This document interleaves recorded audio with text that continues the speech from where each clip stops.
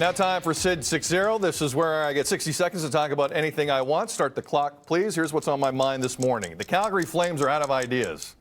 How do I know? Look behind the bench. After struggling to find any level of consistency for basically a month, last week Calgary fired their head coach. That wasn't the shocker. The shocker came with who they brought in to replace him. Now, Darryl Sutter's resume is pretty good. 2 Stanley Cups. Almost got Calgary to a Stanley Cup back in 2004. Got to a Game 7 against Tampa. Nearly won the thing. But Sutter's also 62. Hasn't coached in the league in 4 years and was sitting on his farm in Viking, Alberta, waiting out the pandemic like the rest of us when he got the call. He went from that to coaching against Montreal last night. Listen, some things go wrong with the Flames right now, and I'm not really sure what's gone on. They were a #1 seed not that long ago. But if Darryl Sutter can't go in there and straighten things out, I don't know what the move is in Calgary. In fact, there might be some people moving out of the dressing room or the front office pretty soon. Eric Francis has been covering this team in Calgary for a long time. He's forgotten more about the Flames than I'll know. Eric, good to see you, buddy. Big picture, they got the win last night, so congratulations to Darryl Sutter and company. Interesting hockey game. Big picture, this feels weird. How is this settling in the market? People are over the moon. I haven't heard of a negative comment yet. Yes, it's strange and it's a shocker that because he had announced he was retired several years ago. But you have to remember in this marketplace, he turned this franchise around. They'd missed the playoffs 8 years in a row. He comes in 2002, and a year later, they're in the Stanley Cup final, 1 goal short of winning the ultimate prize. So he is a legend in this city. And really, for what ails the Calgary Flames, he could just be the perfect tonic. So they got the victory last night, a 2-1 win over the Habs in Game 1 back for Darryl. What did you see on the ice that you think is sustainable? What are some of the things you saw last night that changed from the previous weeks in basically a month? Well, you know, it was Throwback Thursday for the Flames. They were wearing their retro jerseys. They had Darryl Sutter behind the bench. And it harkened back to a quote I heard years ago from one of their players, Billy Niemanen, when they went to the final in 2004. And he said, "We play hospital hockey."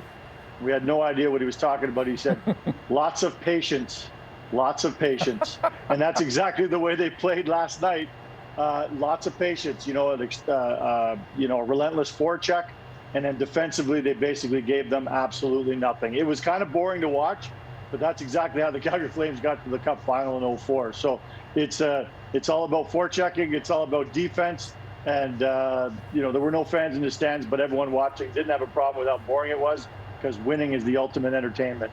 I'm with you, Eric. It's a results-oriented business, right? This is about getting it done.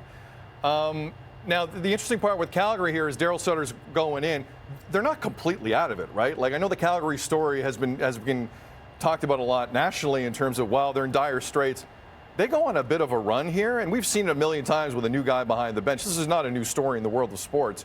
Do you think this dressing room, as interesting and quirky as it is, has that in them?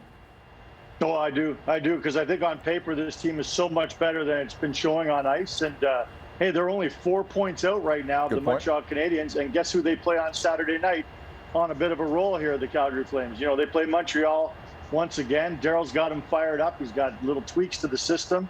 And I think the boys are probably feeling a whole lot better about themselves right now. So, yeah, they could definitely make the playoffs.